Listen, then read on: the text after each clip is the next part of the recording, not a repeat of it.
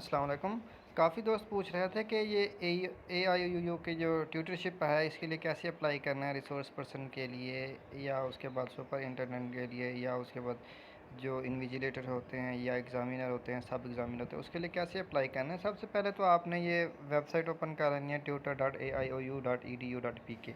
उसके बाद आपने ये जो 3 लाइन्स हैं इसके ऊपर आपने क्लिक करना है। यहाँ पे जाके आपने अपने आप को रजिस्टर करवाना है, यहाँ रजिस्टर में। ठीक है, तो जैसे ही आप रजिस्टर पे क्लिक करेंगे तो आपके पास इस तरह का इंटरफेस आ जाएगा। यहाँ आपने अपना CNAC लिखना है विदाउट डैश। ठीक है, तो उसके बाद यहाँ आपने अपनी वैलिड ईमेल एड्रेस लिखनी है जिसके ऊपर आपको ईमेल आएगी कल को। अगर आपको यूज़र नेम या पासवर्ड भूल सकते हैं तो इस ईमेल से आप रिपेयर कर सकते हैं। यहाँ आपने अपनी ऑफिशियल जो ईमेल एड्रेस होगी वो देनी है। यहाँ आप कोई भी अपना पासवर्ड दे दें, नीचे भी सेम पासवर्ड होना चाहिए। पासवर्ड ऐसा होना चाहिए अल्फ़ाबेट्स और उसमें नंबर्स होने चाहिए। जिस तरह मैं आपको एग्जांपल देता हूँ, पाकिस्तान आगे 1 2 3। ठीक है, इस तरीके से आप पाकिस्तान 786, कोई भी आप पंजाब 786 या अपना नेम लिख के आगे कुछ नंबर्स डाल दें। तो ये जो पासवर्ड होता है ना, ये पासवर्ड जो है वो मतलब इस लिहाज से ठीक होता है। तो आप ये जो है ना इस तरह का पासवर्ड दें। उसके बाद अगर आप ऑलरेडी ट्यूटर हैं तो यहाँ पे रजिस्ट्रेशन नंबर अपना दे दें।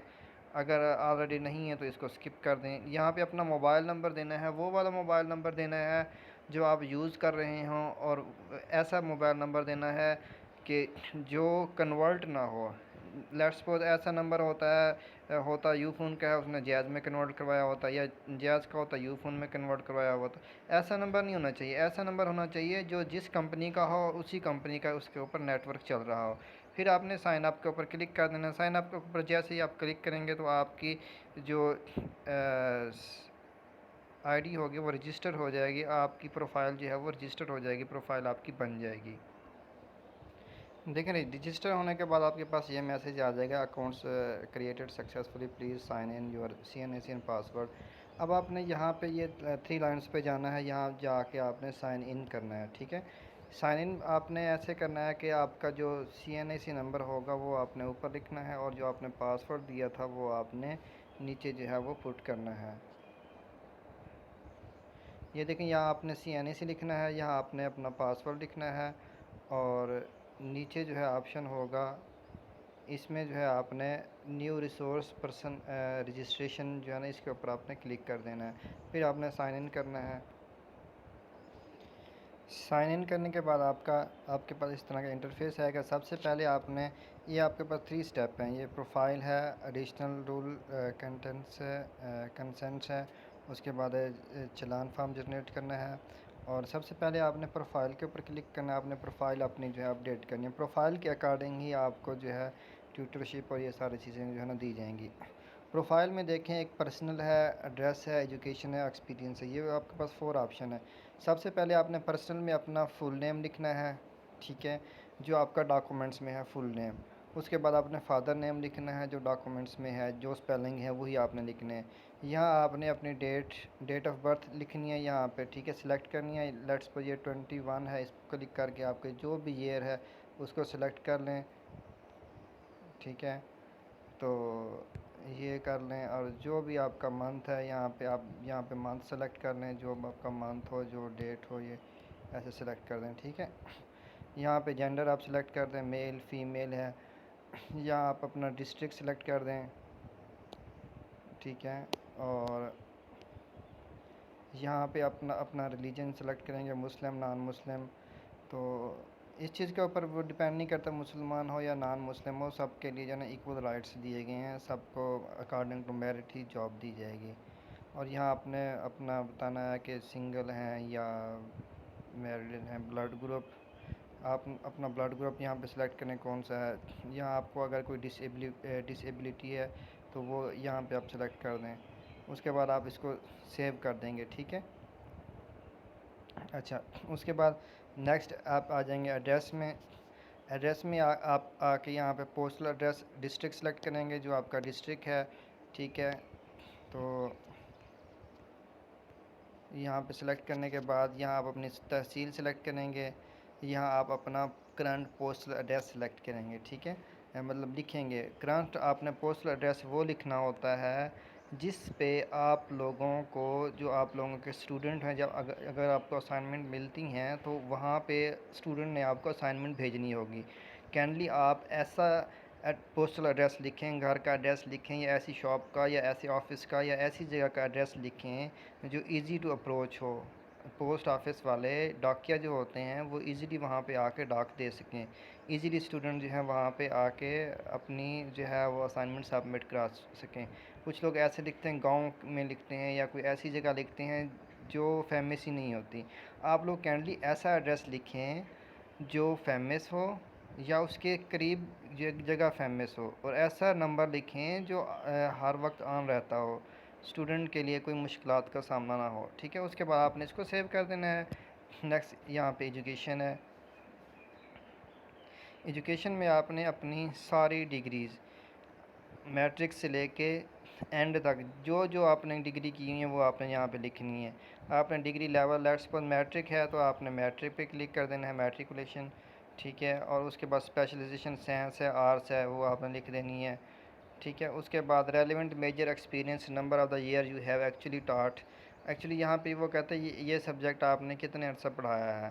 तो क्योंकि मैट्रिक आप पुट कर रहे हैं तो हमने जो अकॉर्डिंग टू रूल है वो तो ये बताया हुआ कि कितने साल आपने ये पढ़ाया है, लेकिन मैंने तो ये किया हुआ है कि जितने साल इसके बनते हैं, लेट्स पर मैट्रिक 2 साल हैं, आपने इसके 2 साल लिख दें।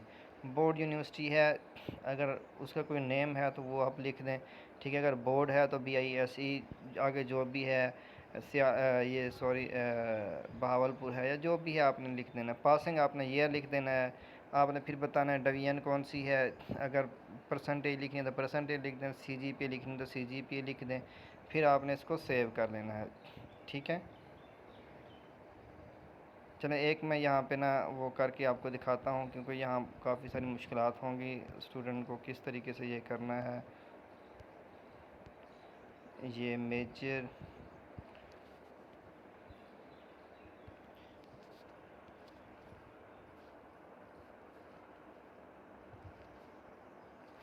यहाँ पे आ जाएगा पासिंग ईयर, लेट्स सपोज हम लिख देते हैं भाई 2014। डिवीज़न आ जाएगी या परसेंटेज आ जाएगी 80%। इसको आपने कर देना है सेव। जैसे ही आप लोग सेव कर देंगे ये देखें कि नीचे आपकी वो डिग्री ऐड हो जाएगी। ठीक है, इसी तरह तरतीब वाई फिर आपने दूसरी डिग्री यहाँ पे सिलेक्ट करनी है। ठीक है, उसके बाद है इंटरमीडिएट, उसका आपने डाटा देना है, तब आपने इसको सेव करना है तो वो नीचे जाके सेव हो जाए। इस तरह नीचे देखें जिस तरह आपको मैट्रिक शो हो रही है इस तरह नीचे, तो सारी डिग्री आपने ऐसे तरतीब वाइज जो है आपने सेव कर लेनी है। अच्छा, उसके बाद आपका एक्सपीरियंस आ जाएगा। ये एक्सपीरियंस जो है आपका मैटर करेगा कि आपने कितने एक्सपीरियंस्ड हैं या कितने आपने जो है वो इंस्टीट्यूशन में पढ़ाया हुआ है।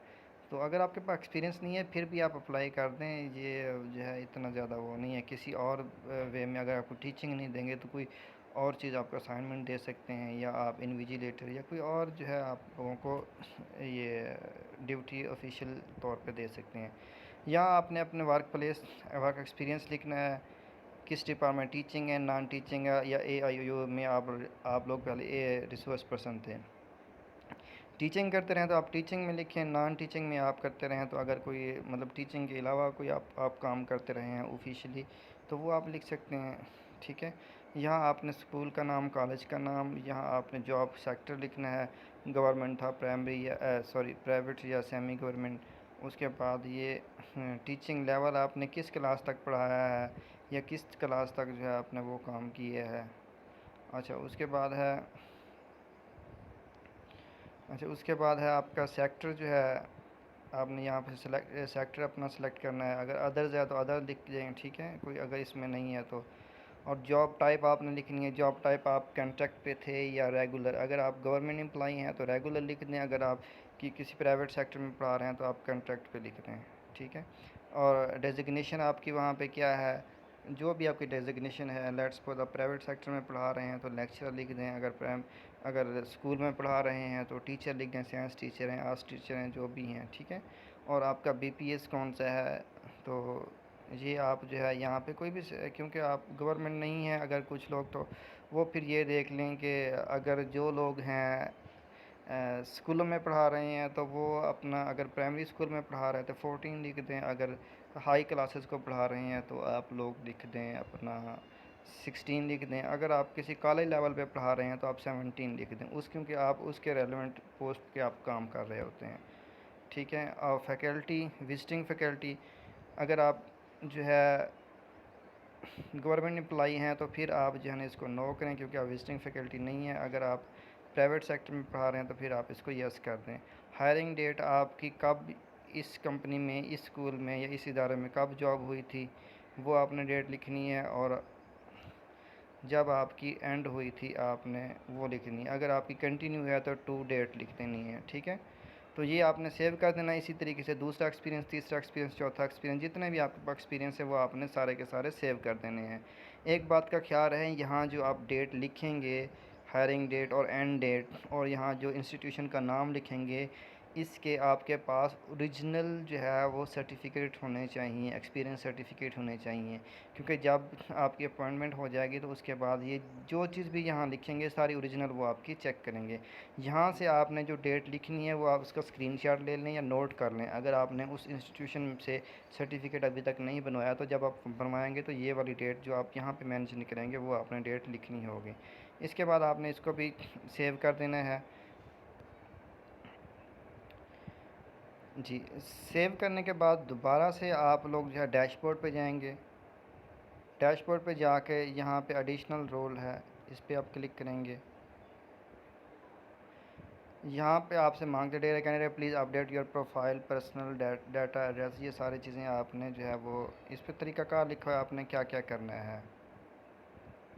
इसमें देखें पहले स्टेप में आपने प्रोफाइल अपडेट करनी है, दूसरे स्टेप में आपने क्वालिफ़िकेशन और जितना नंबर ऑफ़ एक्सपीरियंस हैं उस क्वालिफ़िकेशन के साथ वो आपने अटैच करने हैं।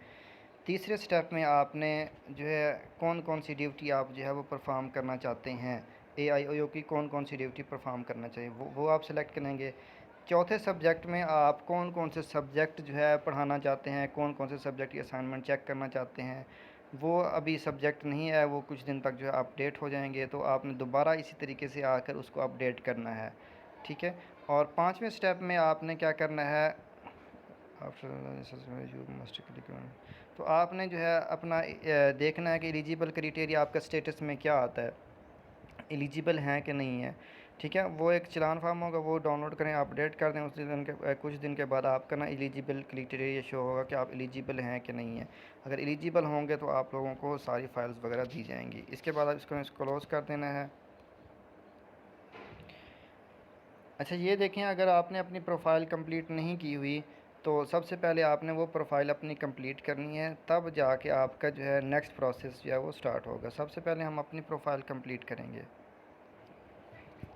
एक बात का आप ख्याल रखें कि आप कंप्लीट प्रोफाइल करने के बाद या प्रोफाइल को कंप्लीट करने के बाद ही आप सेकंड स्टेप पे आ सकते हैं, अदरवाइज़ वो आपको ऑप्शन देगा कि आपकी प्रोफाइल जो है कंप्लीट नहीं है। तो आपने अपनी पूरी कंप्लीट जो है प्रोफाइल करनी है, मैट्रिक्स लेकर एंड तक, जहाँ तक आपने डिग्री की हुई, आपने एक्सपीरियंस पुट करना है और अपने एड्रेस वगैरह सब कुछ देने के बाद आपने सेकंड स्टेप जो है एडिशनल रोल कंसेंट पे आपने आना है। इस पे आप आएंगे तो यहाँ पे क्लिक करें। तो यहाँ पे क्लिक करने से ये देखें, if offered on a part time basis which of the following rules you are willing to perform at AIOU, आप कौन कौन से जो है ड्यूटीज़ AIOU की परफॉर्म करना चाहते हैं। आप ट्यूटरशिप के लिए परफॉर्म करना चाहते हैं, ट्यूटर पे क्लिक कर दें। आप हेड एग्ज़ामिनर बनना चाहते हैं तो आप इस पर क्लिक कर दें। मतलब अगर आपको ये वाली ड्यूटीज़ आपको दी जाएँ तो आप लोग जो है वो एक्सेप्ट करेंगे। अगर ज़रूरत पड़ी तो AIOU को, फिर आप कौन कौन सी ड्यूटी, आप सब पे क्लिक कर दें। सब एग्ज़ामिनर पे क्लिक कर दें पेपर वगैरह मार्किंग के लिए, सुपरिटेंडेंट के लिए क्लिक कर दें, डिप्टी सुपरिटेंडेंट के लिए, इन्विजिलेटर के लिए, जो भी हैं सारी आप जो है इसको एक्सेप्ट कर दें कि कल को कोई भी आप ड्यूटी आ जाती है तो आप कर सकते हैं। लाजमी नहीं है कि आपको ये फ़ोर्स करें कि आप ये करें, आप इसको जो है वो बाद में जो है एक्सेप्ट ना करें, इनको रिजेक्ट भी कर सकते हैं, विलिंगनेस अपनी शो ना करवाएं। तो यहाँ पे होने का ऑनलाइन आपके रजिस्टर हो जाएंगे कि आप विलिंग है, तो आप इसको सेव कर लें। सेव करने के बाद आपका ये डाटा सेव हो जाएगा। दोबारा से आप लोग जो है वो डैशबोर्ड पे जाएं। अब जो है ये थर्ड स्टेप है, यहाँ आपने चालान जनरेट करना है। थर्ड स्टेप है, आपने यहाँ पे चालान जनरेट करना है। तो चालान जनरेट जैसे ही आप करेंगे तो यहाँ पे जो डेट है, देखें जो AIOU की जो डेट है इसकी ट्यूटरशिप की, वो जो है वो इंक्रीज़ हो गई है। वो अब जो है वो 5 अगस्त हो गई है। ठीक है, ये देखें यहाँ पे लिखा भी हुआ है ड्यू डेट जो है 5 अगस्त तक आप अप्लाई कर सकते हैं। यहाँ पे आप जो है अपना चालान फार्म जो है वो प्रिंट कर सकते हैं यहाँ से। ठीक है, तो उसके बाद है, अगर आप यहाँ पे कोई अपडेट करना चाहते हैं अपने चालान को, तो आप चालान अपडेट कर सकते हैं। अपडेटेड चालान फार्म जो होगा तो यहाँ आप डाउनलोड कर सकते हैं। ठीक है, अपडेट का मिसाल के तौर पे आपने कोई इस प्रोफाइल में चेंजिंग की है या कोई चीज़ अपडेट की है, तो यहाँ आप अपना अपडेटेड चालान फार्म जो है वो डाउनलोड कर सकते हैं अगर आपने कोई मॉडिफिकेशन की है। और ये आप चालान फार्म जो है 24 आवर के बाद जो है आपने सबमिट कराना होता है। अच्छा, उसके बाद ये चालान फार्म सबमिट कराने के बाद जो है आपने क्या करना है, अच्छा ये जो आप चालान फार्म अपना डाउनलोड करेंगे तो इसको आप जो है ये मेंशन जितनी भी बैंक्स हैं उसमें आप लोग जो है वो सबमिट करा सकते हैं। ये कौन कौन सी बैंक मेंशन है, यहाँ पे ABL है, अलाइड बैंक है, MCB है, UBL है, और उसके बाद FWBL बैंक भी है, फैसल बैंक आई थिंक है ये। तो इसके अलावा आप जो है अपने इजी पैसा से भी कर सकते हैं, UBL से भी कर सकते हैं, जैज़ कैश से भी अपनी जो है वो पेमेंट कर सकते हैं। तो आप 786 मिलाएं और उसके बाद वहाँ पे होगा पेमेंट का ऑप्शन। पेमेंट के ऑप्शन के बाद आपने जो है वहाँ पे ये चालान नंबर आप पुट करें तो वहाँ से भी आप पे कर सकते हैं। 1000 रुपीज़ आपने पे करनी है। अच्छा, चालान पे करने के बाद आपने ये यूनिवर्सिटी को नहीं भेजना, अपने पास ही संभाल के रखना है। नेक्स्ट टाइम जो है आपको जब वेरिफिकेशन होगी तब ये आपसे चालान डिमांड कर सकते हैं। अच्छा, ये आप करने के बाद आपने फिर क्या करना है, यहाँ पे कुछ दिन के बाद जो है आप अपनी प्रोफाइल चेक करेंगे। प्रोफाइल चेक करेंगे तो वहाँ पे लिखा हुआ होगा कि आप एलिजिबल हैं कि एलिजिबल नहीं है। अगर आप एलिजिबल होंगे तो उसके बाद फोर्थ स्टेप में आप लोगों को ये ऑप्शन आएगा फोर्थ स्टेप में कि आपने कौन कौन से कोर्स जो है वो पढ़ाने हैं या कौन कौन से कोर्सेज़ आपने, कोड शो हो जाएंगे, वो कोड आपने सेलेक्ट करने हैं। सेलेक्ट करने के बाद आपने जो है इसको छोड़ देना है। तो उस दिन के बाद आप लोगों को जो है ना अपने मोबाइल के ऊपर या ईमेल के ऊपर जो है आपको मैसेज आएगा या यूनिवर्सिटी की तरफ से आपको मैसेज या कॉल आएगी कि आप जो है वो रजिस्टर्ड ट्यूटर हैं, तो फ़लाँ दिन जो है वेरिफिकेशन के लिए आ जाएँ। तो आपकी तब वेरिफिकेशन होगी, तब आप जो है इंशाल्लाह जो है वो ट्यूटर बन जाएंगे। वस्सलाम। और ये